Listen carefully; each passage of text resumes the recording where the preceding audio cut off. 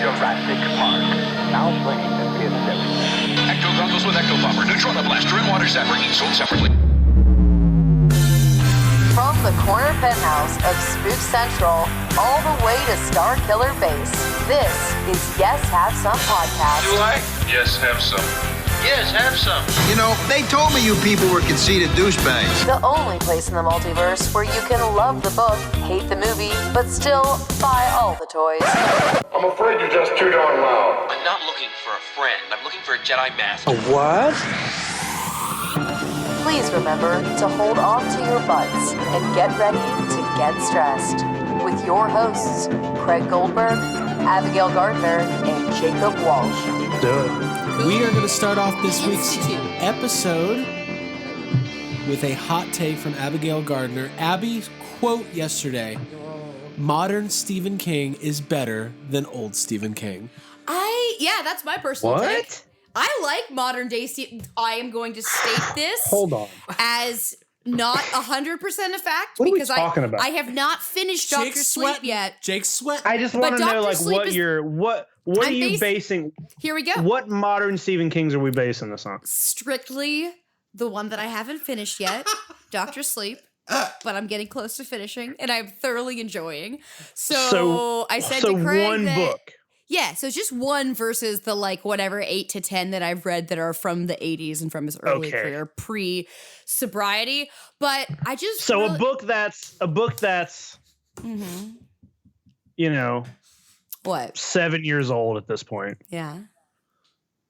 Versus one book versus tons and all tons of the and greatest books ever. All right, written. you know what? Here's what I'm gonna say. I'll say that I don't know if I necessarily. No, stand by it. All right, I like my PC positive 2013 Stephen King who's making references to Daenerys Targaryen, and I like to read about modern day stuff like the internet, and I think that it's honestly different to read a 2013 Stephen King book versus kind of his, I don't want to say coked out or verbose bloated work, but it's definitely a little bit nicer. And the last Stephen King book I read was Richard Bachman, actually, The Long Walk. And that's a very dystopic, stripped of positivity. Honestly, a lot of people have criticized me with the same thing of that people criticize Stephen King. Neither one of us can finish a book. I actually like.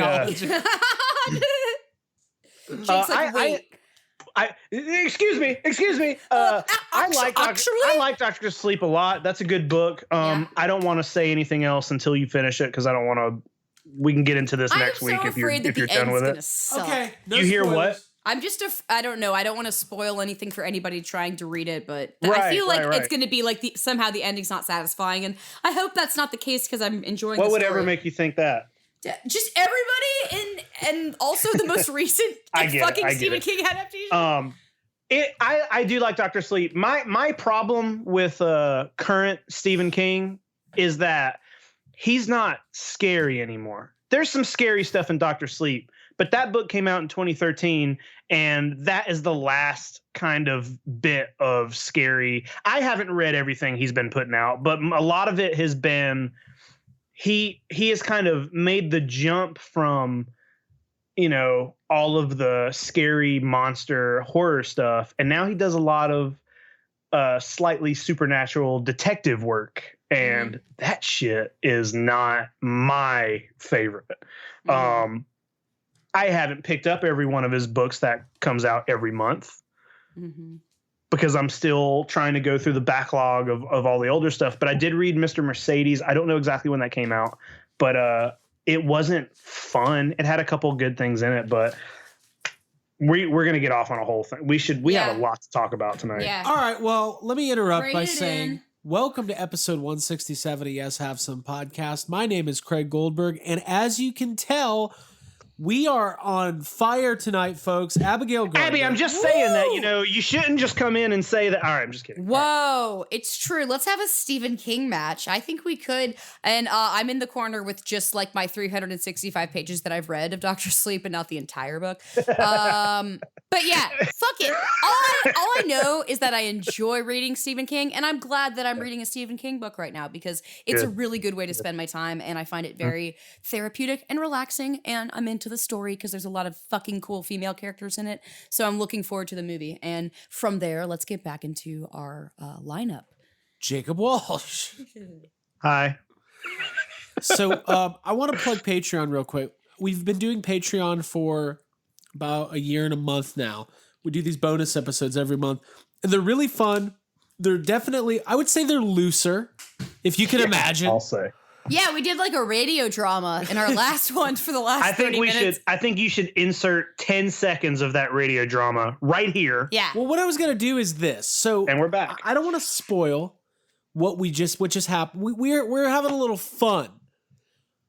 And then we stopped having fun. And then I remembered I still wanted to have a little fun. Something came to me while we were breaking before this episode. So basically the setup was Dan Aykroyd on an old-timey phone trying to connect to different people that Dan Aykroyd might call. Mm-hmm. I played the operator. And I'm Dan Aykroyd, and Jake's always the person who is being called. So here's one. I didn't warn anybody about this, but it's going to happen, so just roll with it. Here's Dan Aykroyd in 2019 giving Ernie Hudson a phone call. And here we go. Operator. Yeah, this is Dan Aykroyd out here in Los Angeles, California, and I'm trying to get a hold of a good friend of mine, Mr. Ernie Hudson. Okay, Mr. Ernie Hudson, here we go. Let me patch you through. All right, thank you, Toots. Beep, beep, beep. Hello. Hey, Ernie, it's Dan. Oh, it's Dan again. How you doing, Dan?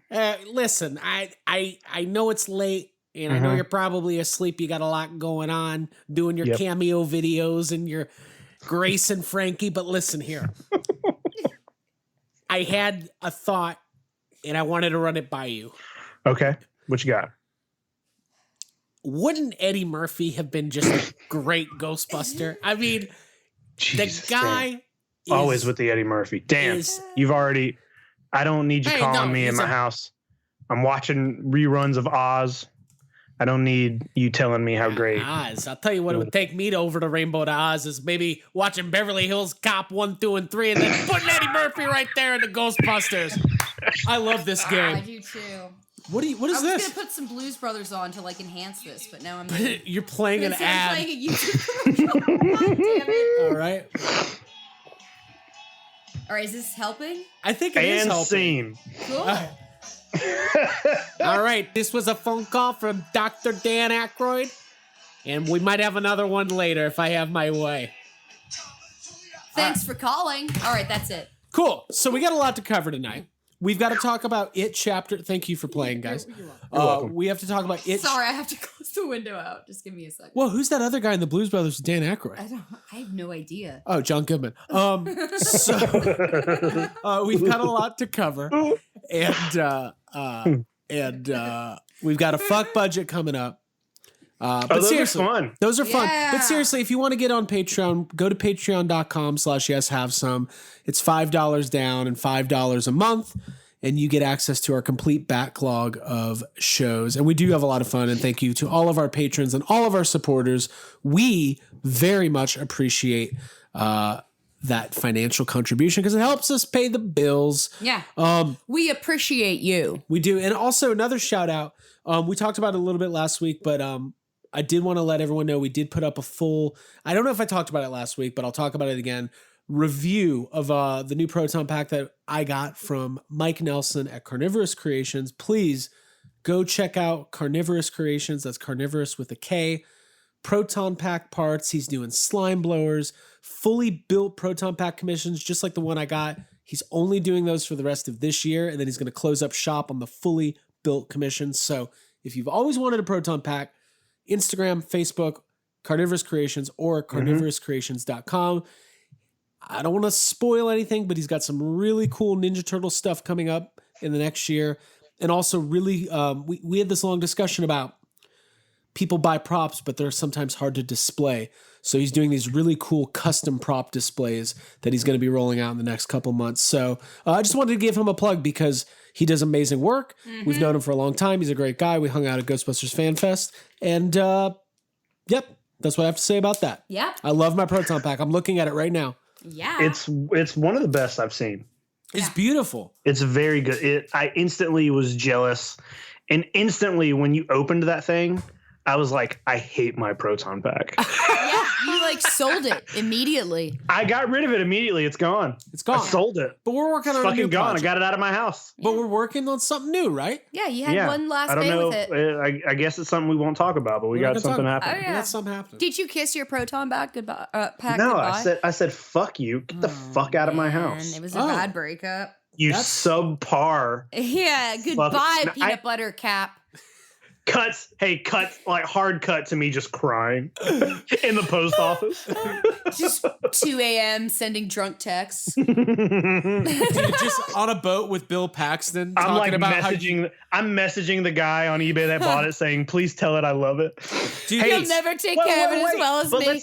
Should I read that? Should we talk about that email message I got though from eBay? So there's a chance that person's listening, which would make it even better. I hope they are. So tell the whole story. You list your Proton Pack.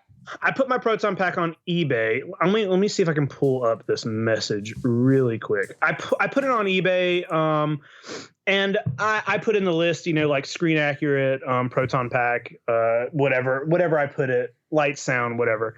And it was only up for a day. It sold pretty quickly, which I was happy with. But I got a couple messages from people that were like, do you have a video of it working? Somebody asked me who built the pack. And I was like, how Clay? And I was hoping that they would be like, oh, I know him. Yeah. Because that's what everybody says. But I did get a really fun message from somebody. Okay. Well, we won't reveal their username, but we'll... Why? Huh? Okay, fine. I did get a... Jake's like, I have his social security number, home phone number. I got a message, a very fun message from somebody that I will now read out loud in full. Oh, cool. Cool. Can you do it in kind of an old-timey voice? Will you call an operator first? Stop it. All right, you guys ready? Here we go. Yeah, Yep. yeah. This pack is not screen accurate as your clippered valve on the pack is going up and down and is the wrong way. Just thought I'd point that out to you. Other than that, it's an okay build. Good luck to you. Is this the buyer? No, this is just some random fucking person sent me this message. Oh. The person who actually bought this pack was very nice. We had a good back and forth. This person is just some random guy who's inserting himself in your life. I replied to the person and said, good for you. which I guess really annoyed that person. And they proceeded to send me fucking weird messages, calling me names, telling me that I'm trying to scam people, and I'm just like, God. Okay, cool. Wait, and then, so you're and telling then me someone in the Ghostbusters community is not happy? God, it was trying amazing. To take it out on people on the internet? They were like, this is never gonna sell, and immediately somebody bought it. Here's the thing. I think that was a great pack. Yeah. It's not like you were here's the thing. I mean, I know it's not 100% perfectly screen accurate, but it is a screen accurate Proton Pack. It's definitely a screen accurate Proton I put it up for a very reasonable price. I know that it's not a $2,000 brand new. I know what they go for. I've been in the fucking Ghostbusters community for a very long time. This is not the first pack I've owned or bought. I know what they go for. I know what's wrong with the pack, and I priced it accordingly. Yeah. So fuck this person. Mm-hmm. And also the clippered being screwed on vertically versus horizontally, A, is something somebody could easily fix. And B, that's not that's just... B, who the fuck cares? Yeah, it's just not... Yeah, it's minutia. It's just not something that you need to drag somebody down for. But yeah, I'm assuming that person is probably unhappy and that's why they did that. So I'm glad you sold it, Jake. And I'm happy somebody else bought it. Also, real talk, Jake, I'm sorry I sent you those messages.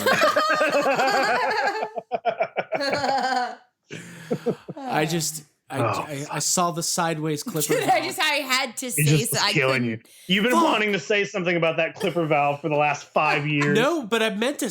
God, I'm so upset. I know you meant to take them. I was supposed to steal your clipper valves to replace them with mine. I told you to take them. I did take your whatever it's called, the bumper. not the bumper, not my bumper. The bellows. Shock bellows. Shock thing, mount. Yeah. Yes. I like how the names for all those parts have been made up by people, and there's like not really a. Oh my God! Dispute my dream is that in the new movie they rename some, like the ion arm. They call it like the Tisker biscuit or something. They give it an actual name just to fuck with. They're like, oh, there's something wrong with your Tisker biscuit here. It's pointing the wrong way. Yeah, because all the parts are fan named, and it's pretty cool. That's actually very cool. Well, good, Jake. I'm glad you sold your pack, and Jake's customer service interactions are always my favorite. Yeah, because I don't know why people they send you between that and the guy in Florida with the rotting Jurassic Park figures. Mm-hmm. Oh, I don't think we ever mentioned that on the show. Yeah, we did. But did we mention? Yeah, but we didn't mention that he listened to that episode and then sent us a giant email, did we? Oh yeah, that's funny. I don't think we mentioned that. That's cool. I love getting feedback. We should have replied to him and said, "Hey man, just go leave a 5-star review on iTunes." Yeah. Dude, I'm surprised he didn't go to iTunes and leave a.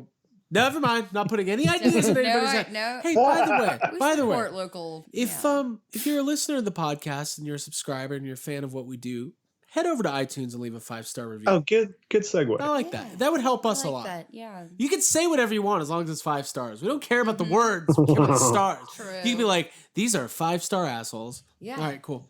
Someone's going to leave that. Oh, I like that. That's it's a better t-shirt. than 4 stars. It is. Yeah. Cool. Another thank you to the Instagram account at Ninja Toitles. That's NinjaToitles. Ninja Toitles. Oh, I'm gonna get those Toitles. I love that. Great Instagram account. Amazing. I can't. Why are you scared? Okay. It's a great account. They have amazing Ninja Turtles content on a daily basis. They put out pins, stickers, all sorts of stuff. They sent us an amazing care package full of Ninja Turtles pins. Yeah. Pogs. Yeah. The other night, Craig was like, Abby, what's your favorite Ninja Turtle? And I had to think critically very hard, and I went with Michelangelo, and I think I made a really good decision. Yeah, because you got some Michelangelo I got stuff. some Michelangelo pins. Jake, I didn't even need to ask. I know Raphael is your favorite. And I wonder sometimes what Raphael would do with an eBay message like that. I don't think he'd react well. Probably murder the guy. I think Raphael would hunt him down. I'll be right back. Yes, Master Splitter. Okay, so thank you so much. Wait. Wouldn't that be funny? Like, now I want to see that because it would. I could definitely picture Raphael getting that eBay message and then it just panning over and it's Michelangelo. Yeah, I love that. Hey, Mikey, could you crunch a little louder? I could still hear out of this one. Thank you so much to them or him, whoever runs the account. I think he told me his name. I don't want to publicly out him, but at Ninja Toitles, it's what they call a great social media follow. Great stuff. Quality content, amazing pins, and I love the foil stickers and the pogs. Very cool stuff. So thank you to them. And I don't know, guys. I think we need to get on this fuck budget because we've got a lot to cover. What do you say? Fuck, motherfuck. Do it. I don't give a fuck. Well, do it live! The Yes Have Some Fuck Budget. It is a segment we've been doing for a very long time. Seems to be a fan favorite where we allocate 10 fuck bucks each. Abby and Jake have to spend their 10 fucks on one of 5 topics that we will run through. They cannot overspend. They only got 10 and they have to spend their fuck bucks wisely. I'm excited. We got some good stuff this week. Are you two ready? Yes. 10 fucks. First up, it was recently announced and revealed that this weekend they will have for the first time ever, Jurassic World short film called Battle at Big Rock. It is a 8-minute short film feature that will be shown on FX, takes place after the events of Jurassic World Fallen Kingdom, and it was directed by Colin Trevorrow. This news hit me like a ton of bricks because this is the kind of stuff I wish more movies would do. I personally think this is very cool. When it comes to Jurassic World, what's it called? Falling Rock? Battle at Big Rock. Oh, thank you. Battle of Big Rock. Falling Rock. It's just rocks falling on dinosaurs. When it comes to Battle at Big Rock, the new short film, Abigail Gardner. Yeah. How many fucks do you give? I had to give this one fuck. One fuck? I know. And it's the one automatic fuck, which I drew a little asterisk at the bottom here. Automatic fucks are categories that include but are not limited to Jurassic Park, Ghostbusters, and Stephen King. They always get one fuck. So I had to give a fuck to this. Do people not like Star Wars anymore? No, I do. But Jurassic Park, Ghostbusters, and Stephen King are the top 3. Star Wars is like probably a very close 4th right there behind it. So, one fuck, because it's only an 8-minute special. It's on FX. It's not an actual movie. And I do have reasoning behind this. Also, the fact that it's not long, but the fact that it involves characters that are unrelated to the movies. It takes place a year after Fallen Kingdom. I like Jurassic Park and Jurassic World because of characters. So the fact that it's a new cast that I'm not familiar with, I feel like I care less. So, and I'm assuming they're all going to be eaten by the end of it, and I don't know how it's going to affect the next movie or if it's how important it's going to be. I am excited, and I am here for the animatronic dinosaurs that they mentioned that they're going to have. I think that's very cool. But yeah, because there's other subjects in this fuck budget that I care about, I could only give this one fuck. Jake? I think I might have forgotten to a lot of fuck on one of these. Oh, somebody said God, I Jake's got to redo his math. Well, real quick, before if you need to look at it for a second, there is an official description I did not read. Jake's got to look at his money. It's about a family on a camping trip to Big Rock National Park, 20 miles from where the last film ended. There's been a few sightings, but this is the first major confrontation between dinosaurs and humans. Yeah. Yeah. So it sounds like it's not going to go well. Good. I did have to change my stuff around a little bit. I'm good. Good. Hey, I gave this 4 fucks. Wow. And I originally only gave it 2 because they did post, like, I saw the poster first and I saw it on Instagram maybe a few days ago, and I didn't even look at it because I just thought it was like, I didn't read the caption and I thought it was a fan-made thing. I was like, whatever. But then I saw, you guys put it in the fuck budget and I was like, oh, okay, this is real. And then I read the description and just Jurassic Park is one of those, especially after what happened in the last film, I feel like it is kind of important to let on to what is happening all over like when the dinosaurs are now just out. That's a big story that you probably can't tell in one movie. There's a lot of other things that must be happening. And to me, it feels like when you got an 8-minute thing, it feels like it could be, how each Jurassic Park film has kind of had that one thing in the very beginning of the movie that is like, in the first movie, the guy gets eaten by the Velociraptor. Part 2, it's the girl on the island with the kids. Mm-hmm. Part 3, Trevor Morgan gets trapped on the island. It feels like it's like a standalone one of those. And that I think is cool. I don't care about who the characters are. I just think it's cool that we're going to see how normal everyday people are going to have to interact with dinosaurs. They said that the Allosaurus is a completely animatronic dinosaur, which is great because that's something we've gotten not as much of in the Jurassic World series. So that's cool to me. It's cool that it's the directors doing it. It's not just like, hey, put this out for the movie. Like, it's a fully official Jurassic Park, Jurassic World short film. And that to me is amazing. Any kind of Jurassic World content, especially something different like this, is fun. And I'm super looking forward to it. Mm-hmm. Yeah, I think it's pretty cool. I think that kind of along the same lines, Jake. At first, I was kind of like, it kind of sounds lame, but then you're like, oh, Colin Trevorrow directed it. There's big dinosaurs in it. Like, it's the kind of thing, if done wrong, could just be kind of cheesy and forgettable. Right. Or something that they show at the beginning of a ride at a theme park kind of thing. Mm-hmm. But maybe this will set a precedent and like they'll do more stuff like this. Because honestly, listen, like a missing link. What, Zelda? No, I was thinking of like dinosaur fossils. Ooh. Oh. Here's the thing, Jurassic World, the new one, does not come out till 2021. That's a long time. Mm-hmm. Maybe they'll do a couple of these to kind of fill in the gaps. Because I have a feeling that the next movie is going to be maybe 5 or 6 years in the future. So this could, like, I don't know, fill us in on what's going on. And also the thought of going camping with your family and going up against an Allosaurus, that's fun. Yeah, I like the thought of, have some going camping and coming up against an Allosaurus. There's signs that are like, don't feed the velociraptors. And Jake is gone. Fuck that sign. He's gotten married. Jake takes the sign. I don't know if you guys like know anything about me and signs, but fuck those signs. I hate signs. I love the movie Signs. Okay, cool. Let's move on to the next one. Oh, me too. I'm excited about this one. Speaking of the movie Signs. Yeah. Speaking of, I hear that train a-coming. Ugh. Hey, walk the lines. Do you guys like that movie? Yes. No. What? No. That movie my mom sucks. watched that movie like once a week for a solid year of my life, and I just am over it. Ugh. It's not my thing. Johnny Cash has never been my thing. Like, troubled, struggling alcoholic musicians are not my thing. Yeah, exactly. It's just not my thing. Fuck him, man. You can't walk no line, Johnny. No.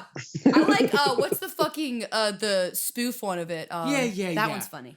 Okay. You know what? What? Dewey Sorry. Cox? Walk hard or walk something. Okay. Fucking. I hear that train Walk straight. a-coming. Yeah, that. Okay. There's a new trailer for Joker.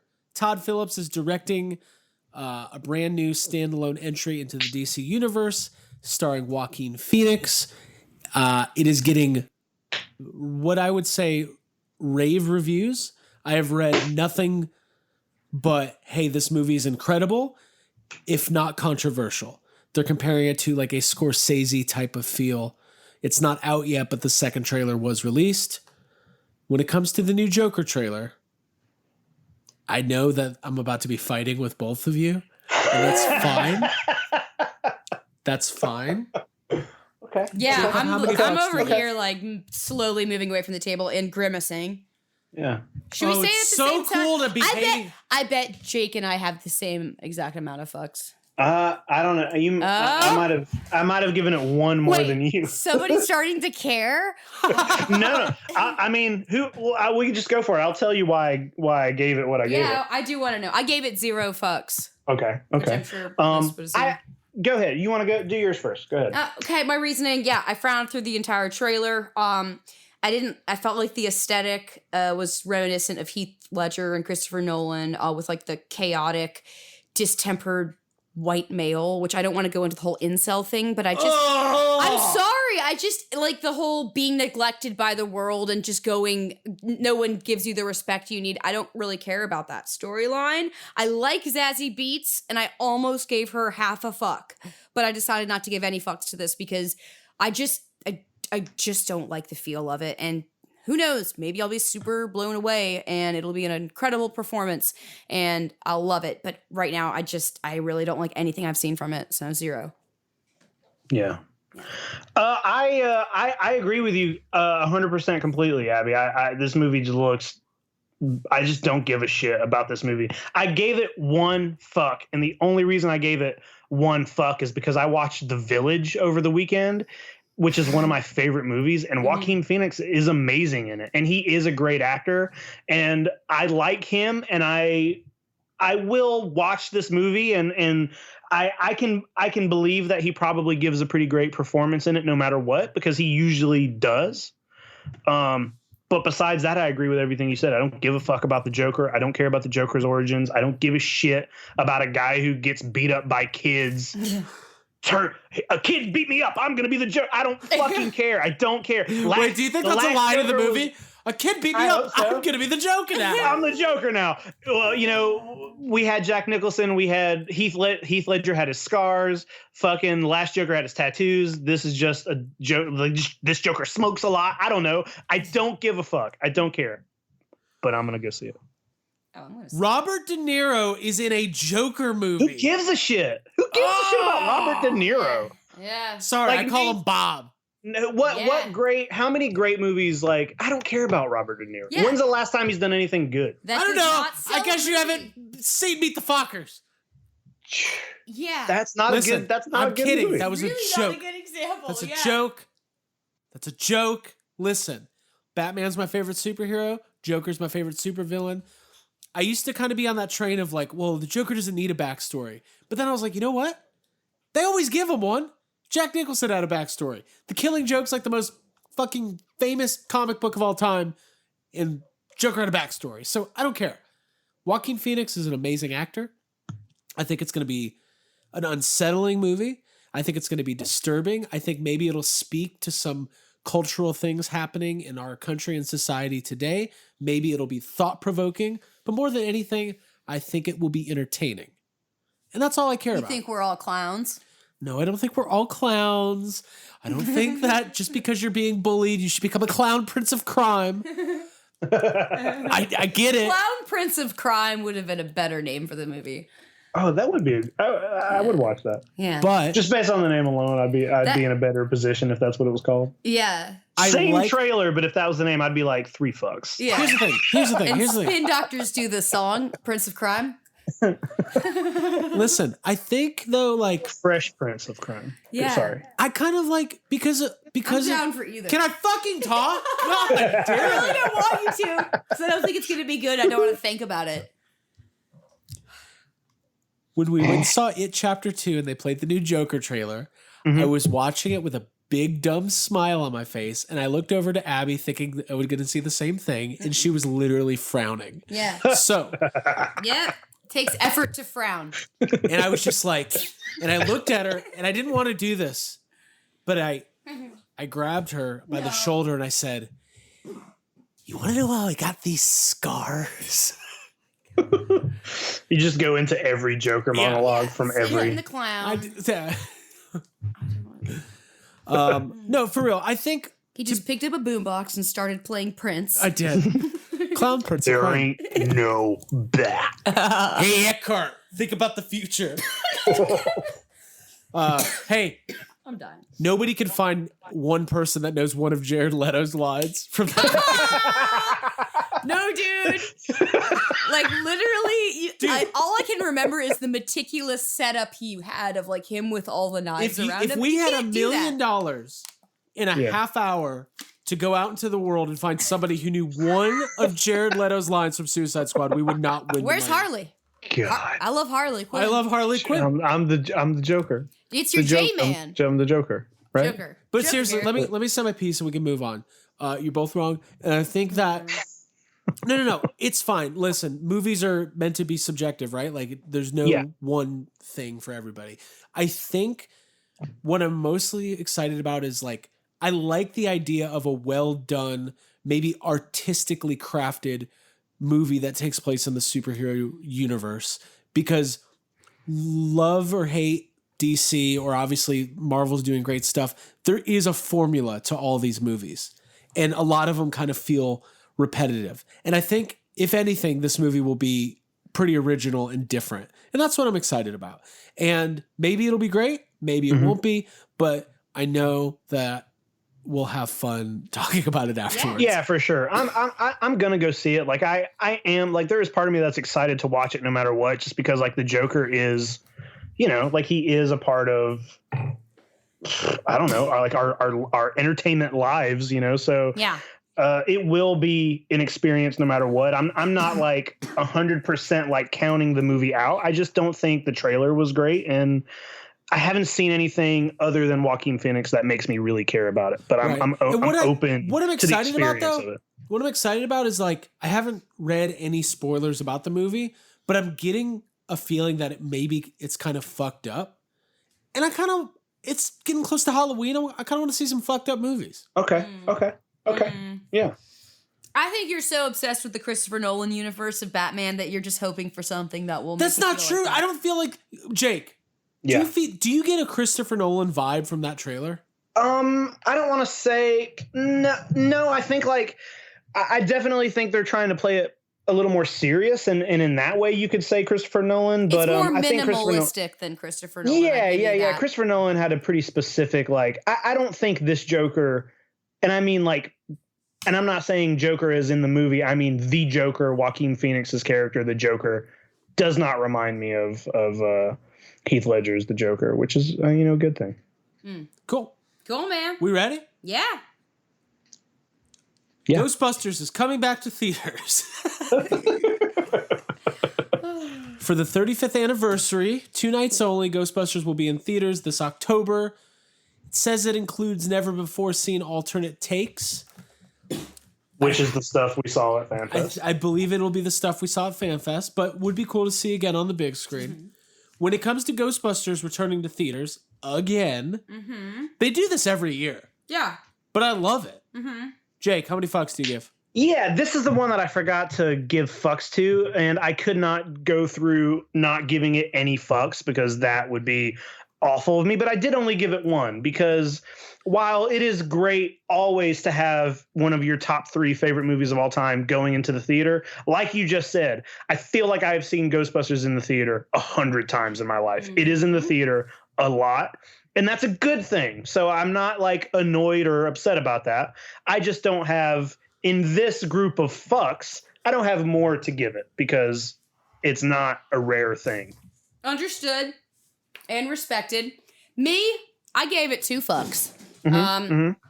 Reason being, I automatic fuck given to Ghostbusters. I mentioned that earlier. I like seeing Ghostbusters in the movie theater. I think I've really only seen it on an actual big screen with like nice recliner seats only once, maybe twice.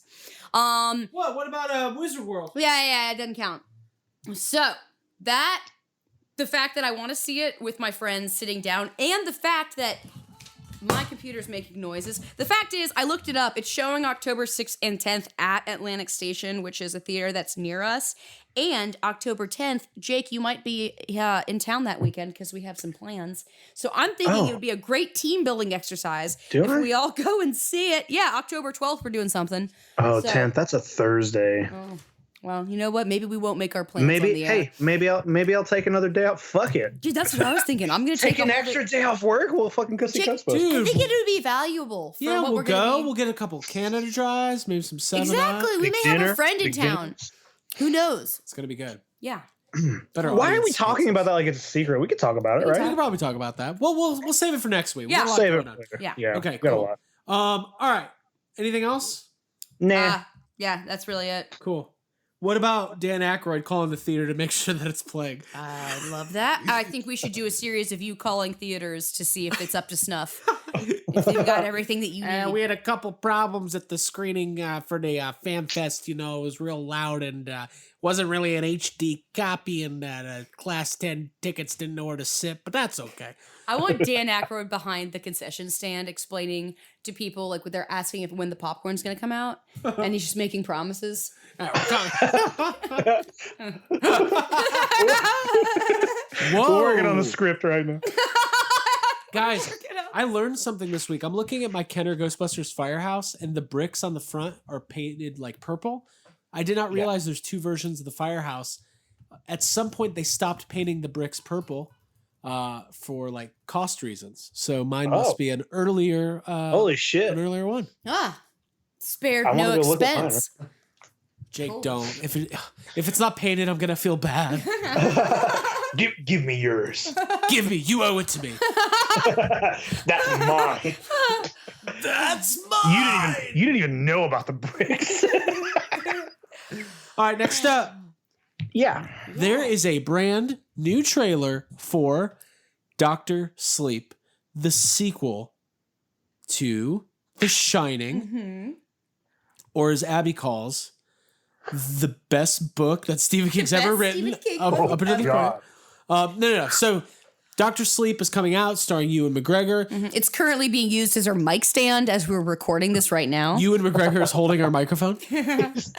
I would hold his microphone. You know what? Your microphone has the high ground. Son of a bitch! I was supposed to what say you were that. gonna say? Yeah. I don't even know what Yes, I'm so dude. Craig joke steals are classic. Golfing? I'm glad to be a part of one. Did you just do golf? What are you doing? What's Princess happening? Bride? I don't know what you guys are quoting. Ewan McGregor in his famous Star Wars. golfing scene in The Princess Bride. Sorry. Abby goes, what are you guys talking about? And I did a lightsaber motion. It looks like he's doing a golf swing. You need to get better at lightsaber maneuvers. You were supposed to give me a 9-iron, not an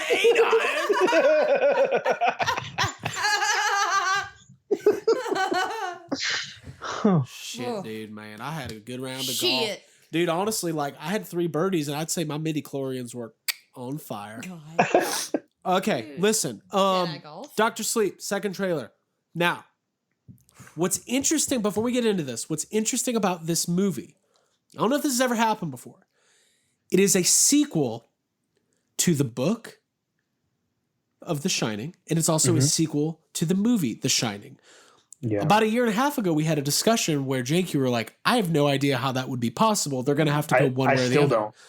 Well, I still don't know how. So, I mean, to be completely honest, I read an article yesterday. Don't spoil this. Yeah, dude. I'm Can not. we say that Jake hasn't watched the trailer and that's I don't know, but hold on. choice I will and say respect this. We're not going to reveal what is in the trailer, but there are things in the trailer that are clearly related to the movie. And Mike Flanagan, who is the director of this movie, was asked about that. And he said he is such a fan of the Stephen King book and such a fan of Stanley Kubrick's version that the only way he would do this project is if he got permission from Stephen King himself to include elements from the movie. Stephen King famously does not like the movie, but to Mike Flanagan's surprise, he said Stephen King was like, hell yeah, go for it. You know why? Because Stephen King is all about that money. Because Stephen King says yes to everything. Yes. Yeah, dude. So, having said that, Jake. Yeah. I don't think you watched the trailer, did you? No. But you're going to still allocate some fucks to Respect. I still I gave wrote it a 2 fucks. non-spoiler. All my thoughts are non-spoiler. Here's the thing. The movie's coming out soon. We're in that if you can avoid it, why not, right? Yeah, well, here's the thing. Like, I saw the first trailer, and I had a very weird gut reaction to the first trailer. Half of me was like, whoa, this looks like the best thing I've ever seen. Like, being a Stephen King fan, I love both the book of The Shining, and I also love the movie. They are we've talked about it 100 times. They're very, very different. But I really liked Dr. Sleep, and I really like The Shining, and I was excited to see Mike Flanagan, who has done Gerald's Game, which is a pretty faithful adaptation of another really great Stephen King book that I love, and I was excited. And then when I saw that first trailer, I was like, oh, wait, this has so much stuff from Stanley Kubrick's The Shining. I got very confused about what they were doing. You went into what therapy. They were going to be changing.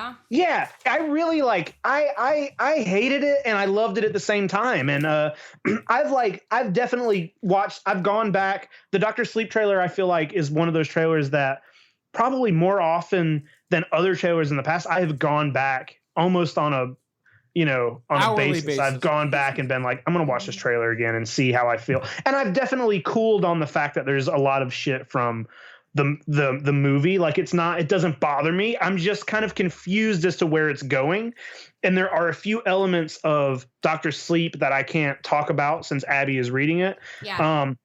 That are some of the coolest things in the book that I'm like, oh, okay, but if you go with the Kubrick version, those things either can exist or are going to have to be very different. And I do believe that Flanagan, like what you were just saying, the article you read definitely makes me feel good about it. And I do know that Flanagan is a big fan because I've kind of been reading about him talking about Stephen King for a long time. Gerald's Game is such a weird and really like the subject matter is very heavy, and it would take a true Stephen King fan to want to turn that into a film.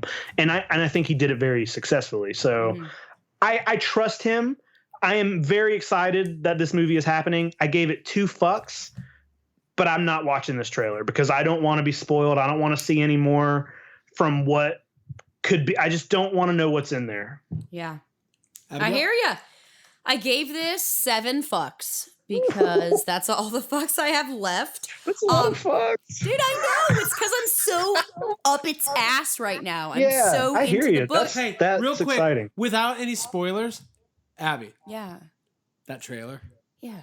It's so good. It's so good. I've watched it 5 times. Jake, I didn't realize you've seen the first trailer. I thought that you were pure and that you had totally avoided this.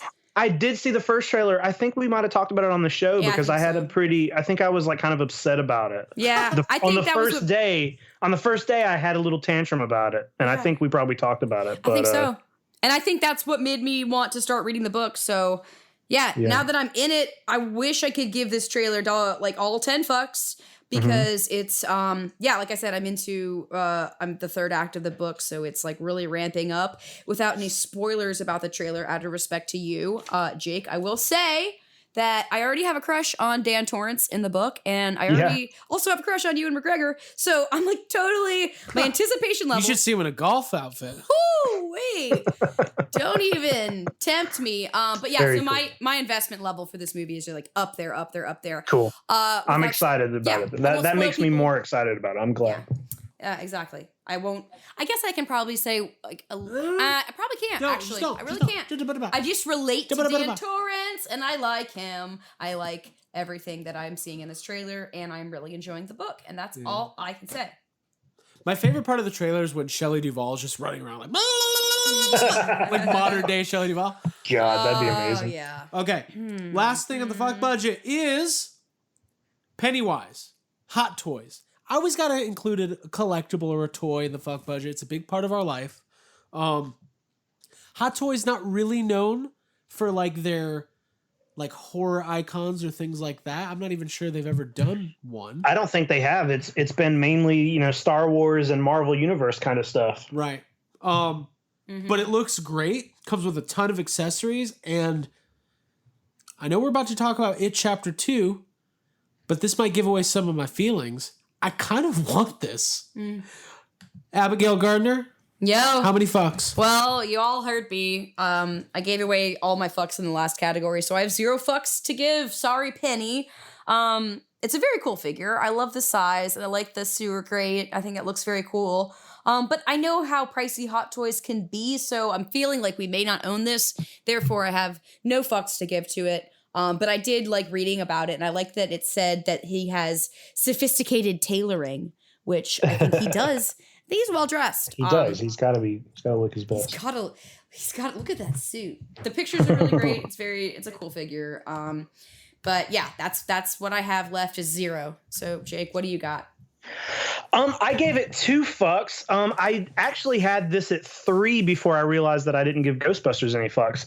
Hot Toys are one of those things where there was a point in my life where I was like, I am going to start collecting the Star Wars Hot Toys. I was there. Because they look amazing. Did you ever have any of them? I've never had. The only Hot Toy I've ever had was I had the Marty McFly briefly, and I sold it. Oh, we got stories about that. And that was beautiful. I forgot that you bought that, but that was a beautiful figure. It's hard for me to own a $250 action figure. Yeah. It's hard for me. Yeah, I get it. It's always like, sell me. I've never owned any of them. I've always wanted to start the Star Wars ones, and I just never got into it. I guess since we're getting close to I would have maybe if It Chapter 2 hadn't come out yet, I would have maybe given it 1 fuck. Yeah. But I feel like I've been kind of going through I liked It Chapter 1. I liked it, even though there are some things that I can admit aren't the best about it. And I mean, like, that's a lot of movies, but there are things there, especially with like my love for the book. And sometimes it's very hard for me to separate a book from a movie, and I will, we were just talking about it, like sometimes I'll be like, well, that's not how why did they change it was so good in the book. Why'd they change that? I have an issue with that sometimes, but overall, I think I really loved it. Chapter 1, but after seeing chapter 2, I think I'm a little more I already own a bunch of fucking It Chapter 1 shit, but it's like there are certain things where I'm like, well, I like it, but I don't think I Hot Toys like it. But I think I Hot Toys like it. I think I Hot Toys like it, and I think I would buy this. And especially, it makes me something that I immediately got excited about was like, oh, maybe if enough people buy Hot Toys Pennywise, they'll make a Hot Toys classic Pennywise. Because like that would just look amazing. Like these figures they're like top tier quality. Like, yeah, they're like $250, but first of all, it comes with a million accessories. It's just the most spot on figure you'll ever see. Like that's what Hot Toys is known for. That's what they're good at. Like it is a very amazing looking toy that will pose in any, of them. Like looking through all the pictures, I was like, well, this is the best looking thing that's come out of it so far as like a product. It looks amazing. Yeah, it's incredible. Let's just jump right into our review. So we need to talk about It Chapter 2. Before we do that, let's talk about Yes Have Some podcast for a second and all the places you can find us. Yeah. So if you're listening to this, let's say you're a first time listener. Okay. Let's say you've never heard us before. Someone was like, hey, do you like Ghostbusters? Do you like Jurassic Park? Do you like complaining about things and like loving things? And sometimes you love about the things you complain. Sometimes you complain about the things you love. That's where you found Yes Have Some podcast. And you're on Spotify. You're on iTunes. You're on YouTube. Wherever you are, if you're enjoying this, we want you to subscribe. Hit the subscribe button wherever you are. That way it comes to you automatically. And we would very much appreciate it because we love you. We love growing this community. Jake, real talk for a second. Yeah. How awesome has it been to grow Yes Have Some into what it is now? Because I was looking at our Facebook group, the official Facebook group for Yes Have Some Group Therapy, closing on 700 members. That's pretty amazing. That's right? a lot. It's been, it's just one of the coolest things ever because it's like, especially when, we've talked a lot about how all three of us have always had this weird anxiety, and we've talked about the Ghostbusters community and how everybody thinks we hate each other, and it's just weird and hard to get into a group of friends and all that, and doing group therapy and having Yes Have Some and having people that will just come up to you and be like, hey, I listened to the show, or they just want to post something in group therapy and talk about something that you also love, and you might not know who any of these people are. And now, like, I have a lot of really good friends that I talk to every single day that I met because of Yes Have Some podcast. So I'm excited to have it out there, and group therapy is great. It sucks that today's our last episode. Yeah, it's been really fun, guys. It's been amazing, and like we I don't know if we've ever actually talked about this, but like starting this podcast with you guys and growing it to where we are now and looking towards the future, it's the most fun, it's the most creatively satisfying, and also it's the hardest I've ever worked at anything. I've never put more work into anything. Same, yeah. Than this, and it's great. I never will. Yeah. No. I hope not. Could you imagine if it's like if for some reason this we got canceled? Okay, let's say who would cancel us? Kurt Fuller and Rob Lowe. Oh my god. They would buy us and exploit us and make us do ads for Noah's Arcade. Yeah, but we'd get $5,000. Imagine for some reason it just erased and we had to start over. I don't think I could do it because we've worked so hard. Yeah, I'm literally a different person because of it. So big thank you to everybody. Thank you for listening. We have big plans for this podcast, so stay tuned. Yeah. Thank you for joining us on all of our social media accounts at YHS Podcast on Twitter and Instagram, Facebook.com/YesHaveSomeCast. And I mentioned the official Facebook group. Abby's going to tell you how to find it right now. It's so easy. All you have to do is log into Facebook and search for Yes Have Some Podcast. You'll find our page, like it, first of all, because then you can see our content. And then keep scrolling and you'll see group therapy pop up as an option. Click that and ask to join the group. We have well over 600 members at this point, and it's always growing. And we're always looking for cool new members who will also post quality content. So come on in and join us if you want to talk about stuff you heard on the show, things you're wanting to buy, movies that you're stressed about seeing, books you want to read or can't finish. Craig can talk to you about that, so come on in and join up. Yeah, and also had a little idea a couple weeks ago, and I don't know, we're tossing it around. I've been tossing it around in my head. I would really like to organize a big group viewing on opening night of The Rise of Skywalker in Atlanta. Yeah. I don't know the logistics. I know we've got a lot of listeners in Atlanta, in Georgia, around the area, but maybe that's something we could put together. I think it would be so much fun to get just a big group, do YHS. We'll go get a big dinner. Yeah. Separate checks. Go to Chinese Buddha. We'll let the mellow mushroom know we're coming. Oh, God. Just like PKE Search. PKE Search halfway point. Perfect. But thank you. Seriously, that was kind of one of those, like, from the bottom of my heart, from the bottom of our hearts. Thank you so much. We're having a ton of fun. Yeah. Cool. Now, let's talk about It Chapter 2. The sequel to It Chapter 1. Yeah. All right. Full disclosure, this is our second time actually talking about it because we talked at 2 a.m. almost the night that we got out. Yeah, we all saw it. We had kind of a little mini group therapy telephone conversation at 2 a.m. Let's just roundtable it real quick. Initial thoughts. Jake, you were the one who brought Stephen King into Abigail's life. Yeah. And you were the one who brought so much more into my life.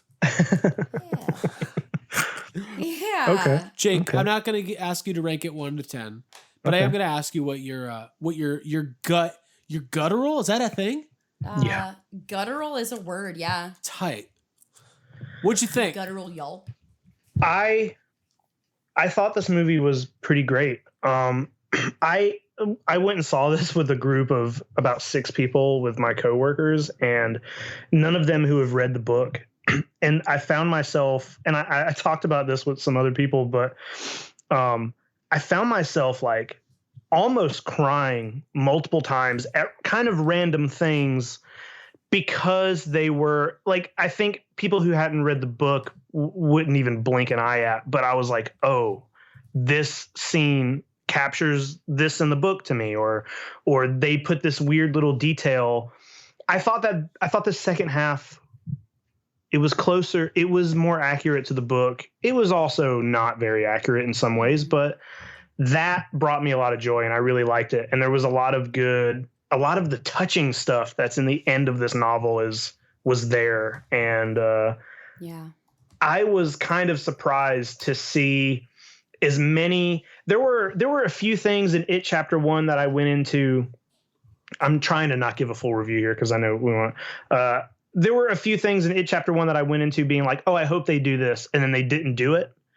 And I feel like as many of those things that I hoped for and they didn't do in Chapter 1, they did do in Chapter 2, and it made me overall very happy about it. Mm-hmm. Yeah, I would say overall, I felt very, very pleased with the feel of the film. I didn't mind the length of it. I didn't feel like it needed to be diced down. I think that from the very beginning, the tone is set, and I think it's a little bit darker. I get annoyed at people who say that the movie's not scary or that it isn't scary, because it's not really. That's not the thing. Those are the kind of people that want to watch The Conjuring, and it's like, you're right. What are you gonna do? What are you? Because the shit that I love in it is the Losers Club and the bond of friendship, and that stuff is definitely reflected. And throughout the It Chapter 2 movie, I think that it had some incredible visuals, and I think that although it veered away from the book. In major plot points, I was satisfied with it overall, even the conclusion of the movie. And I kind of liked some of the different takes, honestly, which I don't want to spoil things, but... oh, no. This is full spoiler. We're going full to spoil spoiler Oh, review. we are. Okay. Yeah, go for it. Cool. It's been Yeah, out I for a mean, week. I love Bill Hader and Richie Tozier. Whoa! Don't spoil Bill Hader. Okay. Just kidding. I love Richie, and I thought that Richie and Eddie were just really well represented in the movie. And I enjoyed it. It was a kind of a hard movie to watch. The beginning scene, I know there's been some controversy and flack being thrown at the film for depicting before we get into the meat of it, I just want to say I loved this movie. I have not read the book. I really liked the first It. I cooled off on it over time. I think that the kids are great. Here's kind of a hot take, and it kind of flies in the face of what we were just saying about the hot toys. I kind of think Pennywise's design's not great in this movie, in this series.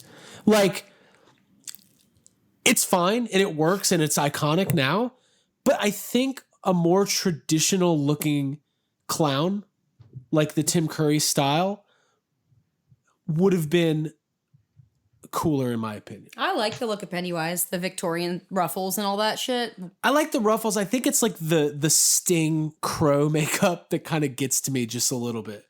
But that's fine. That's a nitpick. Mm-hmm. I agreed with that very early on. I remember when they released a full image of Pennywise way before there was anything else. Like they put that out there very early on. And I remember being like, oh, this is a weird choice for paint. Like I remember really loving the costume, but thinking the makeup choice was a little odd, especially because the whole point of Pennywise is that he's supposed to look happy and lure children in and not be scary until the point where he needs to be scary. But there are a couple moments in both films where he is more kid-like. And that was one of the scenes I really loved from chapter 2 was when he meets Vicky underneath the bleachers. Mm-hmm. He's very good at, like, first of all, she comes out and says, you're scary. No, which I loved that they like kind of acknowledge that. But then Pennywise immediately does what he's good at doing. And he shows her that there's no reason to be scared, that he's just a silly little clown that will never have no friends, you know? Yeah. And then he immediately becomes fucking scary again. So I liked that. That was one of my favorite scenes. Yeah, and I feel like that's even reflective of how Pennywise is in the book, with like preying on lonely kids and exposing like using their isolation almost against them because she feels bad for him, and it's very manipulative and fucked up. And I love that edition. If we're talking about other editions with Pennywise, like the carnival, the Canal Days, when Bill is running towards to save the skateboard kid, I thought that was all a very cool addition and visually like extremely scary. And I'm just a sucker for fucking carnivals in general. And I really liked all that stuff. I will say, talking about Skateboard Boy, I was bummed, and Jake, I know you were bummed too, they didn't have the line from the book about how you can't be too safe on a skateboard, because it felt like that was like all they set it up to deliver that line, and it wasn't they there. must have filmed it. They must have filmed it because they're having that Bill and that kid have a pretty charming conversation in the book, and it's a little different, but they do it in the film. And, you know, that conversation ends with Bill saying, hey, you know, be careful. And the kid saying, you can't be too careful on a skateboard. And it's kind of like, among people who have read the book, it's kind of one of the it's like one of the favorite quotes of the book. And you know, in the movie, Bill says, you be careful. And it just cuts. And I'm like, okay. Yeah, that'll be in the extended edition, maybe. Yeah. They just didn't do it. So I loved this movie. I liked it more than the first one, although I don't think that the adult losers were as perfectly cast as the kids. We can get into that if we want to maybe do a rundown of all of the, you know, the folks that were cast in the movie. Yeah. But I thought that this movie felt like such a throwback. It didn't feel like modern horror. It felt more like a weirdly paced, kind of odd at times, quirky 90s TV miniseries, which is what it was, and it was that way because of the way the book is structured. So I really, really loved the way that they did it piece by piece with the guy who played Mike Hanlon, if we can get his name, was fantastic. Isaiah something. I remember we got out, I called Jake, I was like, hey, it's cool. Starts with an M, hold on. They got the guy from the 1990 It who played adult Mike Hanlon to come back. Mustafa. Because like he's actually the guy from the Old Spice commercial. Yeah. Oh yeah. Isaiah Mustafa. So he was great. And the way like they filmed him like calling each member of the Losers Club and then like the fade out technique, like what I would do if I was making the movie, I was like, and then it fades out. Like they did it very differently. They did it very differently than I was kind of expecting all that to happen, which is a good thing. Cause that's one of the big things, about, even if you don't know what's going to happen in the rest of the movie, you're like, okay, I know it's going to start with this guy calling everybody back. Mm-hmm. Well, I think though, and I want you guys to talk on this a little bit. This movie is not being as well received as the first one critically or with audiences. And I think the first one, you're coming off of Stranger Things. You're capitalizing on a coming of age tale that feels like it's the right time for this movie. People have such a nostalgia for it. At least they think they do. And it played more like a straightforward, really well done coming of age horror movie. Mm-hmm. It was extremely successful, most successful horror movie of all time. I think that actually took a little, in some cases, Andy Muschietti or a director in that position could have felt the pressure to try to repeat that.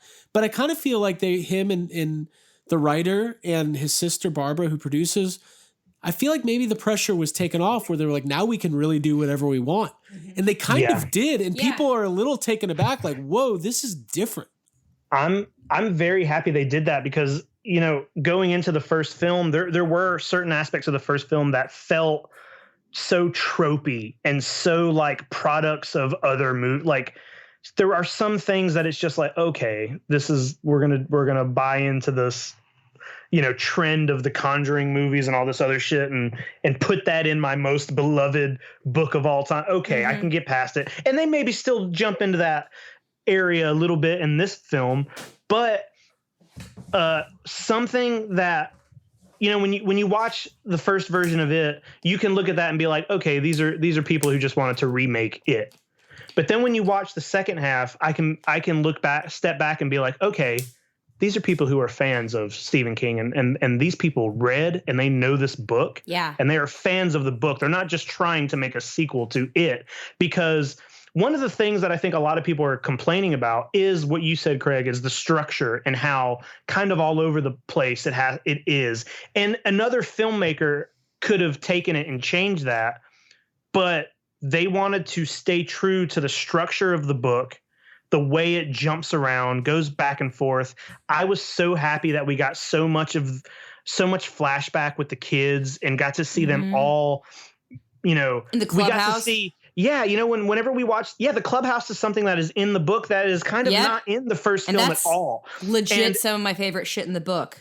And it's even like whenever I think we might have talked about this on the show, or maybe this was in a personal conversation. But one of the things in the first It that they changed is they made the Barrens not like a happy place. Like the Barrens is where they go to hang out. Mm-hmm. But in It Chapter 1, the Barrens that's just, they go there because Bill thinks that's where he's going to find his brother's body. Right.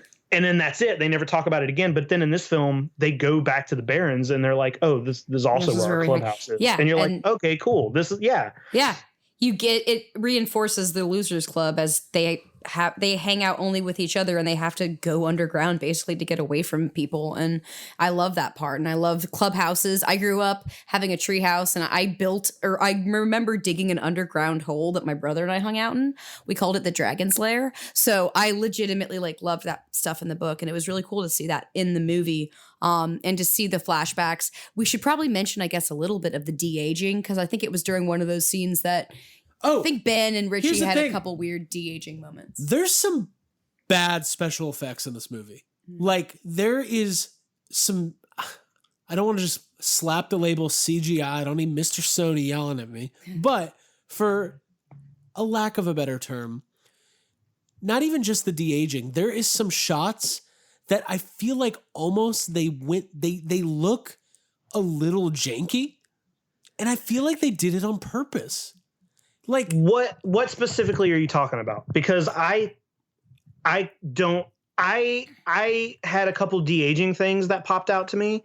Yeah. But other than that, the other CGI, I know there's a lot of it. But hey, when you're talking about some interdimensional being that can take its whatever shape it wants, it's gonna be CGI. I thought when the leper comes back a little bit, and like when Mrs. Kirsch is all wobbly and like doing her whatever that is, her Elvira dance, like there's that I did think was weird. But because of the tone of the movie, it almost feels like I'm like, okay, I'm think about that Mrs. Kirsch scene. Think about Jessica Chastain. She's back in this house where she was abused by her father. And I was like, it's almost weirder that it didn't look like an ultra realistic whatever. Like it almost like lends itself to I have to think that there's a stylistic choice at some point. Yeah. And it's actually when people in the book, she becomes like a giant goblin and like chases. When people go, oh, the CGI's bad, it's like you're not getting what they're going for.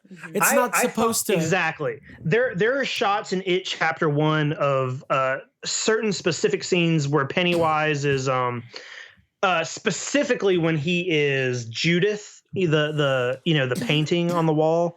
The way it moves is very weird, and I saw a lot of people talking about like, why does that CGI look bad? And I'm like, no, I think that's on purpose. Like it has to be.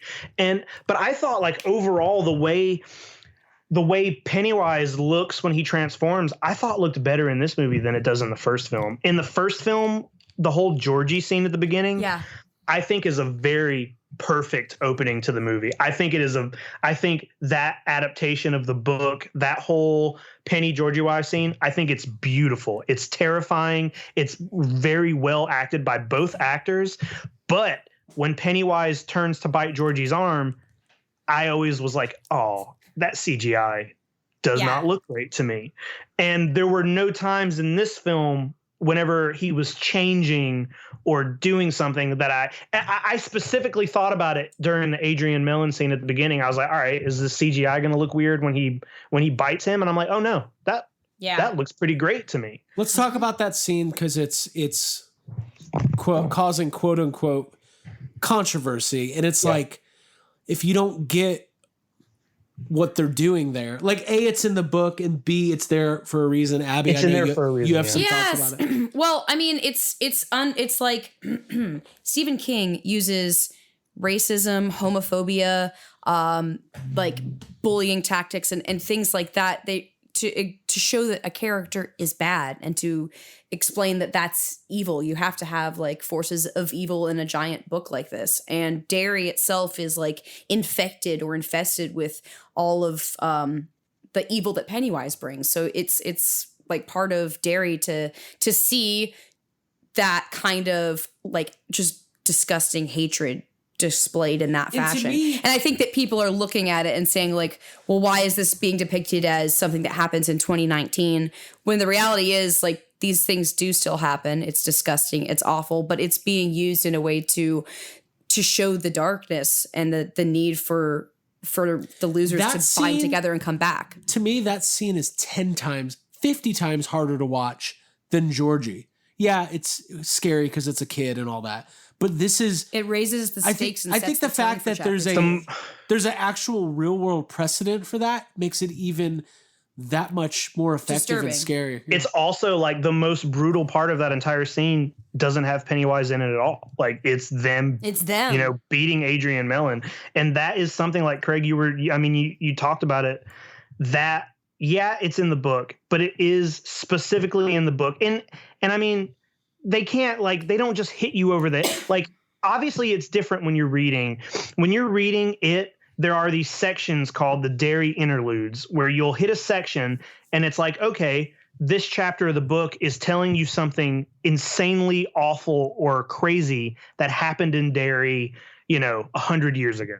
Yeah. And the point of all of that stuff is because all of that stuff happens in Derry because of Pennywise. It is all rooting back. It had like bad things happen, and in the movie they're not going to hit you over the head and be it's like, in the "Hey, water. Yeah. this hate crime is happening because of Pennywise." But they're showing you. The first movie has a section where Ben goes to the library and he's like, "Okay, the mill exploded. All these kids died on the Easter egg hunt. There's like, the black spot happened. Like they are telling you this is happening. You look under the surface, it's fucked up.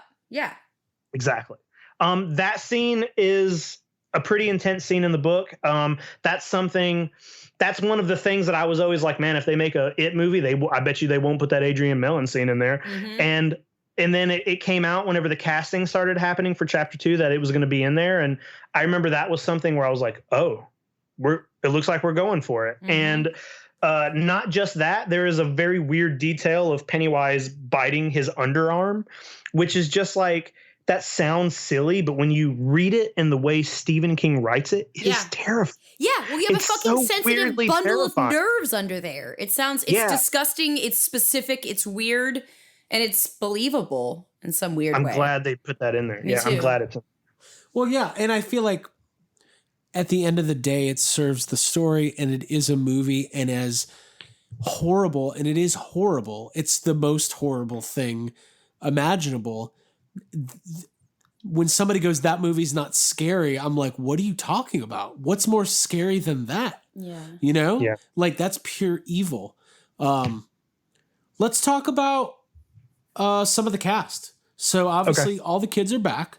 Let's talk about Jessica Chastain first. So she was long rumored to be playing Beverly Marsh. Mm-hmm. She was cast. I like Jessica Chastain. Mm-hmm. I think she's pretty good in this movie. Abby? Yeah. I have no qualms, no issues. I won't say she like stole my heart, but I think she filled the role pretty well. And I enjoyed her performance. I enjoyed her scenes.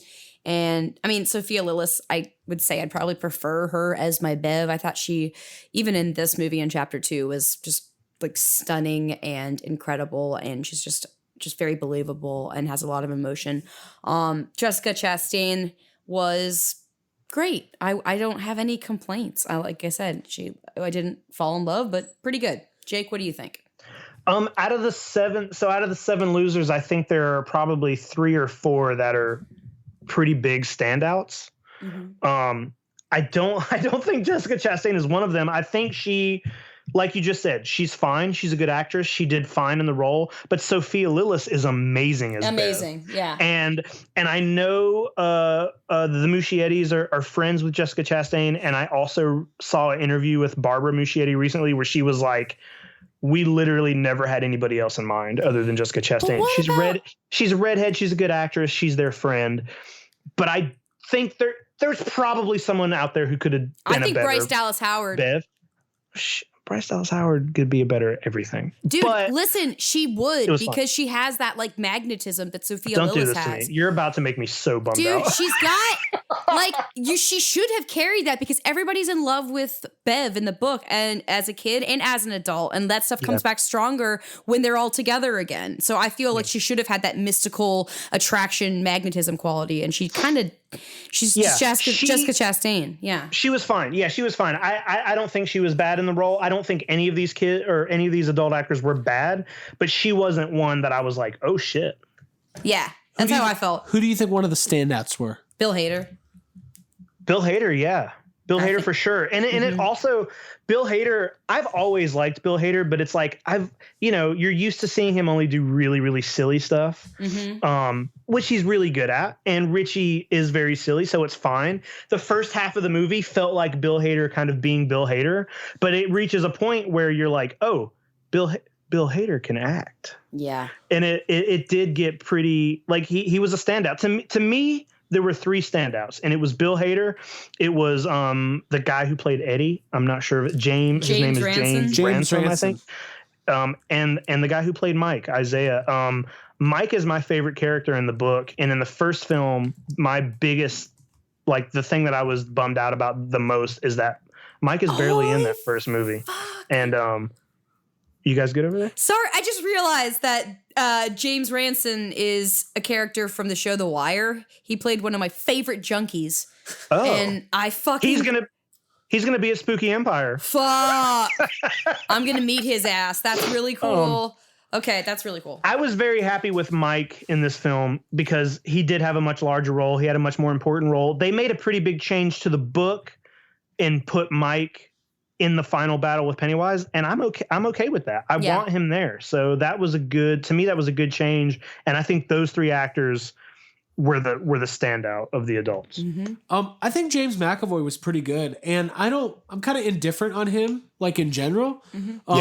I don't know. He should have had a ponytail. Well, obviously. He should have been bald. Yeah, how come nobody got all their bikes with "It's all right, have a good time"? That's my favorite. It's all right. It's my favorite. I think he's very good at I realized this in the middle of the movie, and I was like, hey, maybe this is why Split is such a good film. James McAvoy is very, very good at turning into just a completely different person, because I did feel that he acted a lot like the kid. He got his mannerisms and the voice down. There were a few times where I'm like, he said that exactly how I think the child actor would have said that. It kind of looks like Breckenmeyer. Yeah. His stutter was like I could watch him stutter and not feel uncomfortable. It felt real. It goes without saying that Bill Skarsgård is amazing as Pennywise. Let's talk about Jay Ryan, Ben Hanscom. We're talking weak links. Okay. I thought he wasn't great. I didn't love him. I can't figure out if I would have preferred to have a recognizable face, because that didn't really work with Jessica Chastain for me.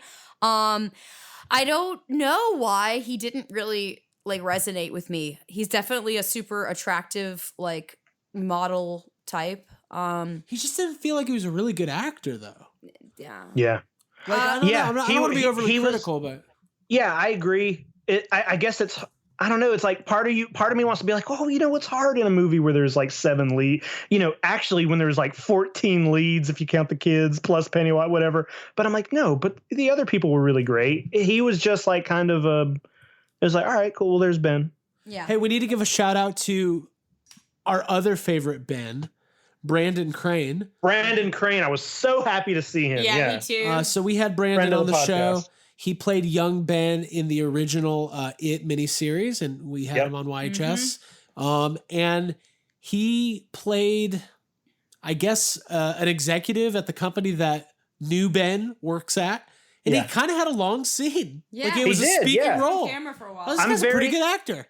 I completely forgot. I had known ahead of time that he was going to be in the film, and then I found out about that so long ago that I completely forgot. And I was like, oh my God, that's right. He's in this.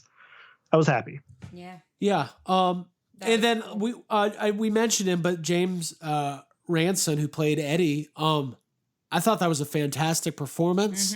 To see him go from where he was to when it builds up to the scene of him getting stabbed in the cheek by and then Pennywise and pulling it out and what's his name? The mullet. Henry Bowers. Bowers, yeah. Henry Bowers. Sorry, yeah. And then he stabs him back. I thought all that was really good, and that was a really cool character turning point moment where he kind of proved to himself that he could do it, right? And that was one of the. Sorry, I didn't mean. Go ahead. No, you're good. Go. I was just gonna say, I've seen some people complaining that maybe there is maybe a little too much humor here and there. I don't completely agree with that too much, but I do think that scene specifically, that scene was kind of played for laughs. There are some jokes in that scene. That specific scene of Eddie getting stabbed in the face was played for laughs. He gets stabbed in the face and then he laughs and then he says a joke. He says cut your mullet. It's been 30 years. Yeah. Yeah. That's kind of weird. That scene should be a terrifying scene. Henry Bowers coming back under the the control of Pennywise and trying to murder and stab in the books the books and in the original it's Mike. He takes Mike out of the final battle in that scene.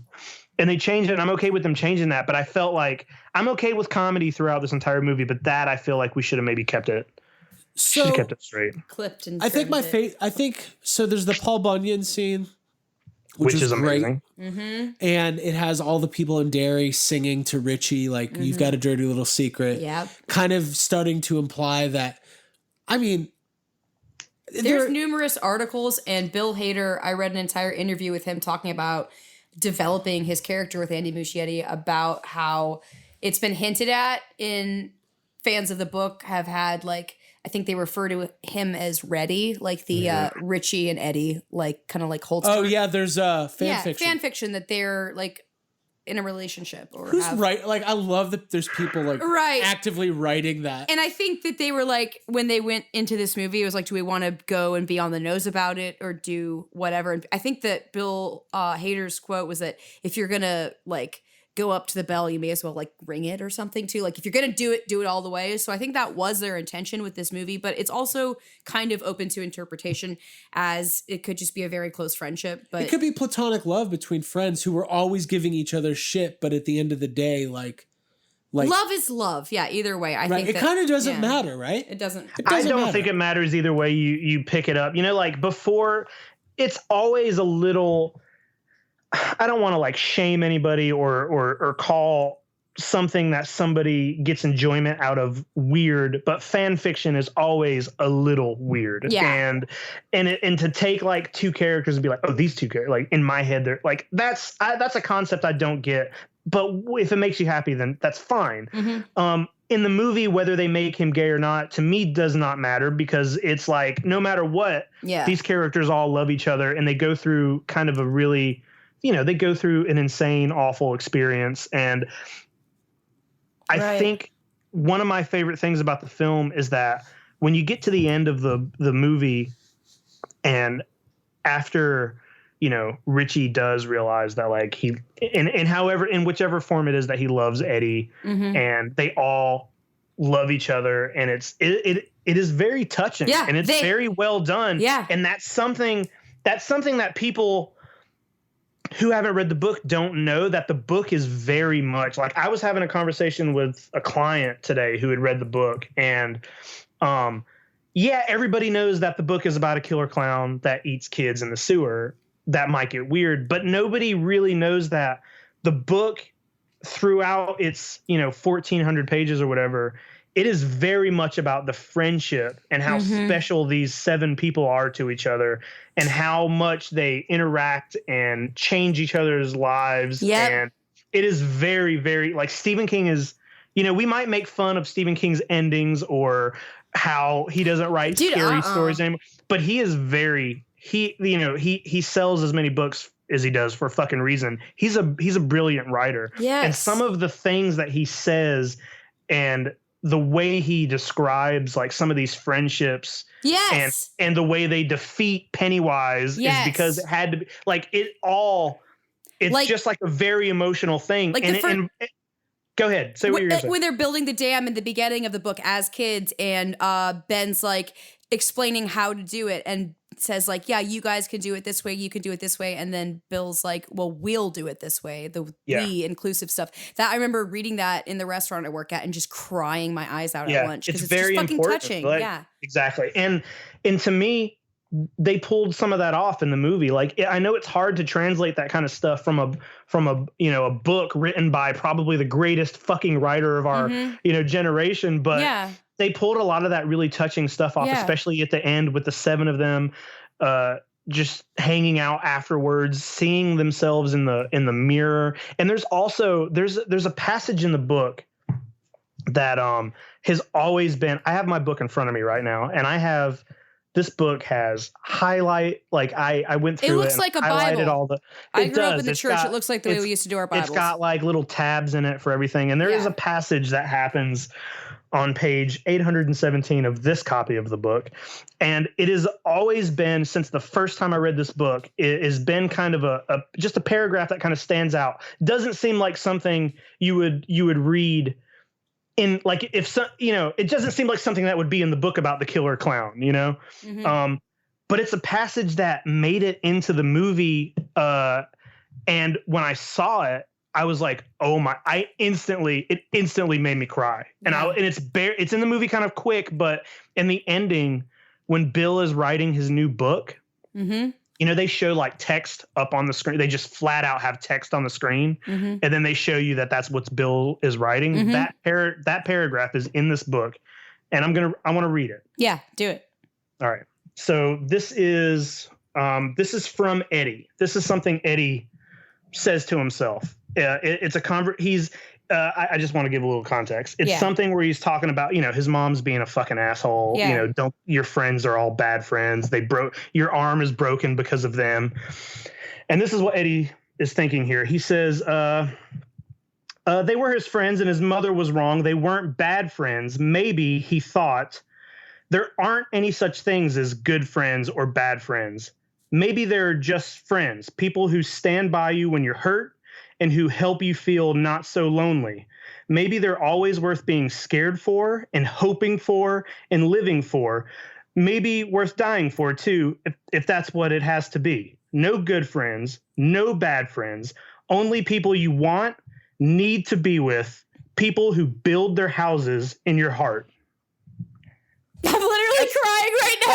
That's the most beautiful thing I've ever that's the most beautiful thing I've ever read in my life. Yes. And this book has always been that way. I always read it as a metaphor for because for me personally, having you and friends in my life has been the thing that's helped me defeat my monsters and the things that I face. Yeah, and I've always just fucking connected with that shit. Do. Hi, Craig. That actually reminds me of a passage of another book I read called Eyes of the Dragon? Yes, Eyes of the Dragon, chapter 1. The dragon had eyes. Chapter 1, page 1. Chapter 1, page 1. Line 1. I just to me, that's a beautiful paragraph. Yeah. You know what I mean? It really is. And it comes from the mind of of a child in this universe. And they put that on the screen, they put it in there. They made sure that that's dedication to detail. That's fucking Stephen King too. And at the end of The Shining, there's a really good speech by Halloran that's fucking touching as fuck. And even though that movie or that book is very terrifying, that's what I really love about Stephen King is his super big emo heart and all the good stuff that's in there. So I agree. And I think they really, even without knowing that level of character detail about Eddie, they they capture that. And they do it kind of secretly. It isn't until after Eddie dies and then you see Bill Hader recarving the R and E with the heart, where it all kind of hits you at one time. Yeah. And also, I was reading in that article today that they filmed a couple different versions of that scene where Eddie dies. Yeah, I read that too. And that there was one where they go back and Eddie's still alive and he tries to say something to Richie. And he never finishes. That's in the book. Yeah. But they didn't put that in. But really special, really great characters and it's just good. It's just good stuff. It's that's why even though we have little nitpicks here and there and some stuff that maybe didn't land, it's overall I had such a good feeling. That's the point of an adaptation. You're taking what is a known entity and adapting it into a new medium, and you're gonna pick out a bunch of the good stuff and you're gonna also create some new stuff. And we always talk about that's okay to take some liberties. A couple things I wanted to touch on before we just a couple little fun facts. The woman who was cast as Eddie's wife is the same woman who played his mom as a child, which I thought that was kind of just fun and interesting. The Stephen King cameo was actually not even that. He was in this movie as long as Bill Murray was in Answer the Call. And it was really fun and silly. And Stephen King kind of seems like the kind of guy, even though he's a billionaire and kind of a hermit, I could see him owning a pawn shop and just hanging out in there, selling stuff to the local townspeople. He has an entire book about that. Yeah, it's called The Dragon something. No, Needful Things. Got Needful Things. Yes. Andy Muschietti, there's been a lot. So now that the movie's out, it's successful. There's a couple things they're talking about. We touched on this a couple weeks ago. Andy Muschietti wants to do an ultimate cut that kind of keeps the narrative of the book with going back and forth and possibly adding in some deleted scenes and maybe even filming some new scenes. I think that is a very ambitious and cool thing, and I really hope he gets the opportunity to do it. I agree with that. I would love to see an ultimate cut, whether he gets to film new stuff or not. It would be great to see new stuff, but yeah, I would love to see that. God, I feel like we've been talking about this movie for so long and haven't talked about so many things that are in this movie. Yeah, we're probably going to need a second viewing where we revisit it a little bit because there's just a lot. I have not been able to. I've been thinking about it a lot. I have had a lot of weird. I kind of went into it maybe expecting to not see some of the things I really wanted to see, and then was kind of blown away by being like, oh, cool. They put random shit like Pennywise's door with the symbol on it in this movie, which is a very cool, symbol that's about to be tattooed on your person.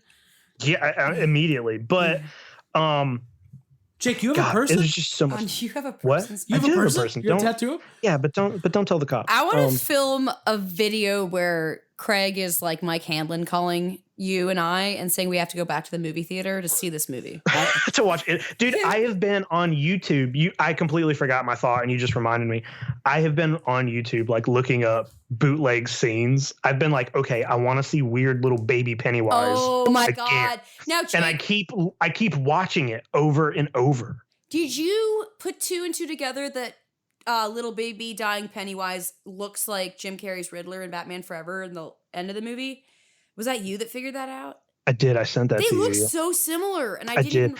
Somebody, I've seen a couple different things kind of making fun of the little baby Pennywise, but I genuinely loved it. I like how weird it is, and I think in a movie where it's such an epic film that spans 27 years and this creature that like feeds on fear and becomes this giant, it's this giant space creature that's been alive for thousands of years. And, to kill it, they literally turn it into a small withering baby and just pull his heart out. And I thought that was a cool interpretation because they do pull his heart out in the book, in the original miniseries. That is how they destroy it. They pull its heart out, but they do that in its like spider form, and it's still this big creature. And I thought making, using that, like, it eats your fear. If you don't believe in it, then it doesn't have any fucking power against you. And I just loved that little cute little Pennywise with all the multiple arms. My initial thought, the last hour of this movie feels like high fantasy. It feels like Lord of the Rings. It is. Yeah. It is. It does not. It's a fucking space monster. It is, and it's like maybe it's just not even a horror movie at all. Like maybe is more of a sci-fi fantasy with horror elements, because once they go down into Pennywise's lair and he's turning into the spider and they're fighting it, and there's that scene, I can't remember the line, but Bill Hader is like in the middle of saying something and he immediately goes into like sees the deadlights and he's up in the air like he's saying yippee ki-yay, motherfucker. Oh yeah, he's quoting Die Hard. He's like, truth or dare? I got a truth for you. You're a sloppy bitch. That's what he said. I've watched this enough that I now like know I've been just watching it on YouTube. So he says yippee ki-yay, go. Yeah, and it's just so. He's immediately in the deadlights. And honestly, I thought what I loved in the first movie is it didn't. When Bev goes into the deadlights into the first movie, it was one of my favorite parts. I like that aspect of this story. So that's something that that's when I read the book for the first time, that is one of the things that kind of caught me by surprise, not knowing, when you don't know what Pennywise is, or when you watch the first half, you're just kind of like, oh, he's just some sort of monster. I knew we were in for a different kind of movie when Mike and Bill are doing their drug experiment and like learning the history of Pennywise. Listen, I want to talk about that. Like that is the smoke hole scene is a very big part of the book. Like it happens in a different section. I'm pretty sure it happens when they're kids and they kind of all do it together. Yeah. But there is a smoke hole. They're like, hey, what did the Indians do? Like, and then they do some research and they're like, let's go do that. And Mike and I think it might be Richie. Mike and Richie are the only ones who are able to I think you're handle the smoke long enough to actually see the vision. But that is in the book. And I just love that all the weird shit. My favorite fucking part of the book is the scene where Pennywise is like coming into the atmosphere and landing on Earth millions of years ago. And they put that in the fucking movie. That's how you fucking make a villain and do backstory, Joker. Like you do it. Fucking make him fall from space. You have to take a fucking route and go in a goddamn smoke hole. Dude, what if there's a movie where Bruce Willis and a team of deep oil drillers have to land on Pennywise before he enters. On floating Pennywise. Yeah. Oh. It's their fault that he lands on Earth. I like that. This movie's good. There's a lot of weird shit in this movie that I liked it more I'm than just the first really one. happy it is there. I'm saying that now. I liked it better than Chapter Here's 1. another episode where YHS is just agreeing on everything. No, we did not agree on Joker. We fought earlier. Now we can be nice. Fought to on each other. Joker. Yeah. Here's the thing. It's going to take multiple viewings. I hope they do an ultimate cut. Now, Jake, here's something we do disagree with. Bill Skarsgård and Andy Muschietti, like, there's talk of keeping this thing going. Maybe a prequel series, delving into more of the terrible history of Derry. I'm not saying they have to do it or that they should do it. I'm saying if they do it, I'm going to be there watching it. That's all I'm saying. Well, if they do it, I'm going to be there watching it too, but this is where I stand on that. I think they could have done a trilogy. I think they could have made this a trilogy. There's plenty of stuff in the book, and this movie is 3 hours long. They could have, made it take 3 films. They could have figured that out somehow. But now that they've done the conclusion, I don't want to see a prequel. Yeah, they could go back and do the Black Spot or do these things, but we've already witnessed, Pennywise's death. Here's so the thing, though. It's like Lost. We saw this story, but Pennywise has been there for millions of years. But let's see some more stories. Yeah, you're right. But I just feel like for me, it's such a emotional ride to kind of have gone through. Like maybe for a normal moviegoer who doesn't have as big of as an investment in the story of it itself. Yeah. This is my favorite book. I have read it multiple times. I, read it for the first time way before I knew that there was this new film coming. I have an emotional attachment to this story, to these characters, to the things that happen, and being so stressed out all through production of the first film, watching the first film, then kind of going through oh, I love that. Oh, I hated this part about it. I still love it. And then having to go through that again for the second half of the movie, which I came out of it being oh, this came out, I think, in my favor. I like this. And I'm done now. You know what I mean? It's I did that. I want to not have to worry about another theatrical version of it for 15 years or 10 years or something. I'm okay with waiting a while. I have the book right here. I'll read the book again. I don't want to see Pennywise on screen in a whole movie that's not based on a book. I don't want Pennywise to become the next fucking The Nun or I don't want that. Yeah. Because I see your point. I want Pennywise's last words to be, "Look at you. You're all grown up." Oh, I just got scared. Done. I mean, I get it, dude. I don't think I'd have interest unless the losers are there. I feel like they make the story for me. And yeah, going back into Pennywise through history is, I love Derry and everything, but I don't think an entire film could rest on those stories. Maybe a TV series or an FX 8-minute short film or something like that. You hit the nail on the head. The story's not about Pennywise. It's about those 7 characters. And without them in it, without them anchoring the other stories, it's not going to hold up. There's a really funny line early in the movie where they're trying to get back together. And I think it's Richie who says, "Can't we just kick the can down the road another 27 years and deal with it then?" We haven't mentioned Stanley once. Really, it's a touching and sad way that he goes out, and you're kind of mad at him. If you don't know the story, you're kind of annoyed and what the fuck. But then when you realize he did it because he knew he had to, it's really. Did you guys like that? I don't know, man. What's it do in the book? In the book, it adds to the terror of how awful going back to Derry would be to me. I feel like it makes Pennywise scarier because it's not explained. You hear all that from the perspective of his wife, and he goes up and takes a bath during a TV show after getting the call, and then he fucking slits his wrist, and then he writes it on the wall in his blood, right? Yeah, and it's more fucked up. To me, so I'm kind of a little bit of two minds about it because that letter he sends them at the end, it is very touching, and it is it's you feel nice hearing all of that, and it adds to that whole emotional feel of the end of the book. But that is a big change because in the book, he is too weak and he is too scared to deal with it. He 100% kills himself because he can't face Pennywise again. Like it's a tragic thing that happens, and Pennywise taunts the losers about it throughout the whenever fridge, they're right? Yeah. Well, in the film, his head is in the fridge, and when he does the thing about when they're in the fortune cookies and it says, "Guess Stan couldn't cut it." I really loved that because that is what Pennywise does. He talks shit about how Stan couldn't do it. Yeah, and that is terrifying and scary, and it's just like, hey, your best friend just killed himself because he couldn't handle this fucking clown. And then they kind of take that, and it felt almost like a cheat. It felt a little bit like Andy was like, oh, you know what? We need to give Stan a little more than he couldn't handle it. So let's make his decision to kill himself they couldn't have done it if Stan wouldn't have killed himself.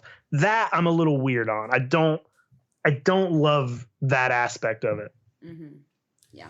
I agree. Seeing people cut their wrists is the most, to me, I can't watch. Anytime I see it in a movie, like, I can't watch it. For me, the stuff I couldn't watch was with the leper down and under the pharmacy with like all the needles and fucking blood bags.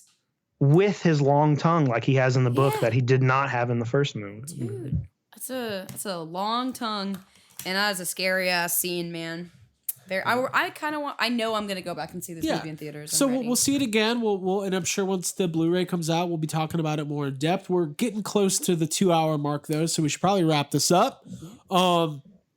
Listen, go see it. God, I hope you didn't listen to this before seeing it. That's bad. Yeah, don't do that. But also, don't even see it if you've already listened to this. We had a really good discussion thread going on in group therapy too, so thank you for everybody for participating. Outlining the next couple weeks and months, we got some fun stuff coming out. We've got some movies coming out. Obviously, Joker's coming out. What else is coming out soon? Zombieland, Double Tap. I don't know. Do we care? No. Okay. Not really. Not Star really. Wars. Rise of Skywalker. Star Wars is coming, yeah. That's going to be good. And then Dr. Sleep in November, I think. Dr. Sleep. Dude, that's my birthday month. It's going to be huge. And let's face it. Here's the elephant in the room. Ghostbusters is being filmed right now. And we just... Do we even talk about it? I'm just putting it out of my head. Jason Reitman keeps posting these teases on Instagram. Yeah, he had like a... What are those little breathing masks Yeah, he had on like a lawnmower mask. Surgical mask. But then I saw Logan Kim and McKenna Grace had those on too, but they decorated theirs to look like monsters. Oh, that's cute. Why are they so cool? They should have their own spin-off series of And then Celeste O'Connor in her Instagram story today had a Ghostbusters hat on. And I was like, is that a crew hat? Let me get it. Yeah. So look, they're filming Ghostbusters. We should go out to the set and just, let's just stay there. And if they're doing set visits, we'll come. You don't even have to ask us twice. We'll get passports. But listen. We let you work. They're 45 days into filming. They are going to be wrapping up in about 4 weeks. And hey, you know what that means? That means that within 5 weeks, we're probably going to know the entire, we're going to know if Bill Murray's in this movie, we're going to find out. We're going to find out. Maybe we'll get a title. We'll get a poster. I'm still thinking Halloween. We might get some sort of reveal, maybe another teaser trailer, maybe something. I don't know. What if Finn Wolfhard is at Halloween Horror Nights the night that we're there, and it's like for the big reveal, and he's like in costume? Go on. He surprises us. That's gonna happen. And just shows us the trailer. Just us. Listen, I think it's a little far-fetched to think we'll get a full trailer in October, but with the re-release coming in theaters, Halloween is a big month for Ghostbusters, all the new stuff at Spirit. I would not be surprised if we get our first official poster and possibly a title. Yeah. Yeah? Yeah, that'd be great. That's what I'm betting on, a title. I'm down. It's a good season, and it's a good time to sell your Proton Pack. Yes, it is. But until we get some more news, we'll keep avoiding spoilers and leaks and talking about other stuff. Anything else before we go? Nope. Dude, I better go finish Dr. Sleep. There you go. See how disappointed I am. All right, everybody. Well, for Abigail Gardner and Jacob Walsh, my name is Craig Goldberg. Thank you for joining us. Have Some Podcast, episode 167. We will see you next time. Bye, guys.